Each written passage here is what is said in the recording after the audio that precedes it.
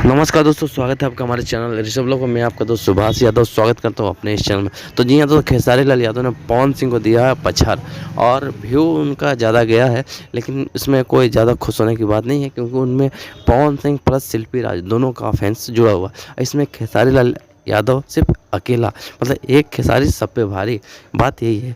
तो ज़्यादा पवन सिंह के फैन जो खुश हो रहे हैं कि पीछे गाना आया है और इतना सारा व्यू आ गया, तो व्यू से कुछ नहीं होता है मेरे भाई। उसमें देखो दो दो का फैंस मिला हुआ है, दो लोगों का, और इसमें सिर्फ अकेला खेसारी है। तो खेसारी भी ज़्यादा पीछे नहीं है। सिर्फ कल रात, मतलब आज रात या कल सुबह होते होते ये गाना देखना ट्रेंडिंग में चला जाएगा। और पवन सिंह के जितने भी चमचे हैं उनको तो पिछवाड़े में घुसा देंगे खेसारी लाल यादव। बस देखना है बाकी कि कल सुबह तक वेट एंड वॉच। कल सुबह फिर पता चल जाएगा कि कौन है असली किंग, कौन है असली ट्रेंडिंग स्टार। तो मिलते हैं अगली वीडियो में, तब तक इजाज़त दीजिए। जय हिंद, जय बिहार, जय भोजपुरी।